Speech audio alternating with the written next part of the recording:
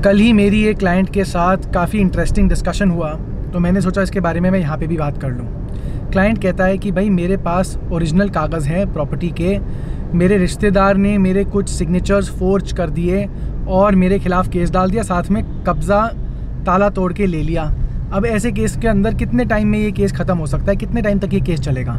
मैंने उनको बताया कि जी आप मान के चलो मिनिमम टू मिनिमम किस्मत बहुत ही अच्छी रही तो करीबन साल 1.5 साल, और अगर नॉर्मल चीज़ें जैसे चलती हैं वैसे चला तो करीबन 3 से 4 साल, और अगर किस्मत ख़राब हुई तो मैंने ऐसे ऐसे सिविल डिस्प्यूट्स देखे हैं जो जी 30 साल 40-50 सालों से भी चलते रहते हैं। क्लाइंट शॉक में, क्लाइंट कहे जी इतना टाइम क्यों?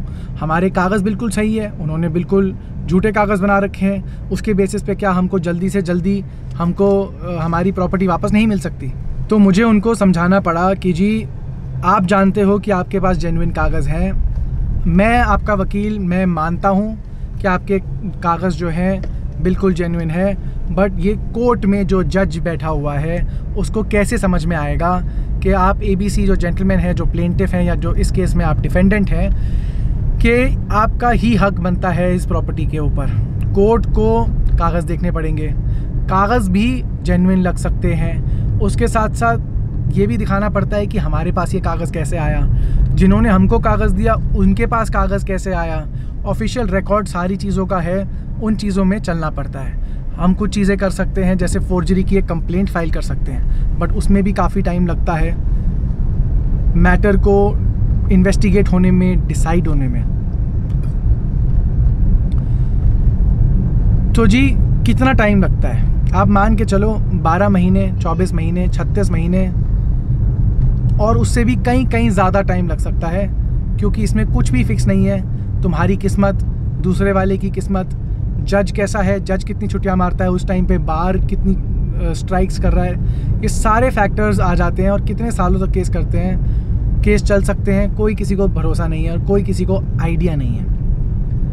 क्लाइंट कहेगी जी ये सब कुछ है, तो फिर मेरे साथ इतनी ज़्यादती क्यों? तो मुझे क्लाइंट को समझाना पड़ा कि भाई साहब अभी आपको लग रहा है आपके साथ ज़्यादती हुई है, अगर मैं आपका वकील आपके साइन फोर्ज कर दूं, स्टैंप मार दूं ओरिजिनल, बिल्कुल बढ़िया वाला काम करवा दूं, और उसके बाद मैं कोर्ट में जाके जज साहब को दिखाऊं जी जज साहब ये तो देखो मेरे कागज़ हैं, तो जज साहब एकदम से देख के बोलेंगे हाँ जी बिल्कुल सही बात है, आप ये प्रॉपर्टी 1 मिनट में खाली करो और अमीश अग्रवाल को दो। ऐसा भी तो नहीं होना चाहिए ना।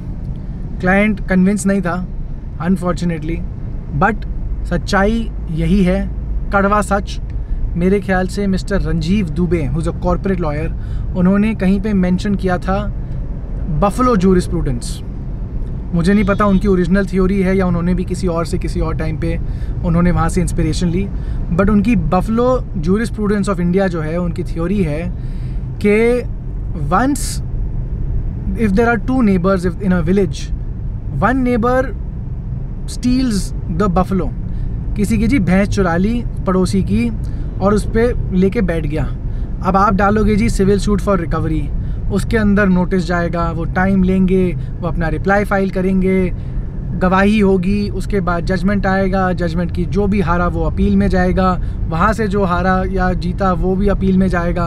करते कराते जी जब तक ये भैंस बूढ़ी नहीं हो जाती ना, तब तक दूध तो मिलेगा भैंस का उसी को जिसने कब्जा कर लिया।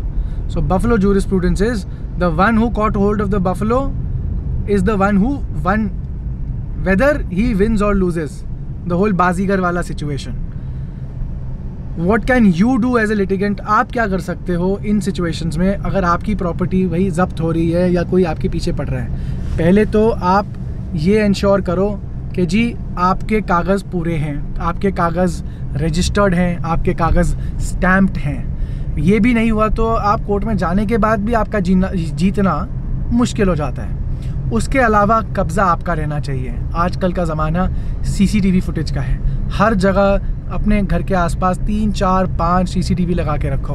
अगर आप जहाँ पे आपने प्रॉपर्टी खरीदी है या मकान ख़रीदा है या अपार्टमेंट ख़रीदा है, वहाँ पे अपना ताला लगा के रखो, और अगर आप उससे दूर रहते हो जहाँ रहते हो तो आप किसी की ज़िम्मेदारी लगा के रखो, किसी दोस्त की, किसी रिश्तेदार की या किसी सिक्योरिटी गार्ड की, कि लो भाई इतना पैसा लो और हर महीने कम से कम 10 से 15 बार तुम्हें जाना चाहिए, क्योंकि जैसी ताला टूटा उसी टाइम पुलिस को कॉल जानी चाहिए कि जी ये तो ट्रेसपास है। क्योंकि अगर आप जाते हो हफ्ते 10 दिन 15 दिन बाद, उन्होंने अपना ताला तोड़ के लगा रखा होता है, अपना सामान डाला होता है, उसके बाद आपके लिए कुछ करना बहुत ही ज़्यादा मुश्किल हो जाता है। इसके लिए you have to be very very careful कि आप अपनी प्रॉपर्टी पे अपना कब्ज़ा बना के रखें, कागज़ अपने पूरे रखें, और अगर उसके बाद भी कोई कुछ करता है तो ट्रेसपास का केस डालिए जल्दी से जल्दी, और उसके बाद अपना civil suit for possession, civil suit for injunction, civil suit for damages, ये सारी चीज़ें भी बनती ही हैं। पर कोशिश यही करिए कि ज़मीन हाथ से ना जाए।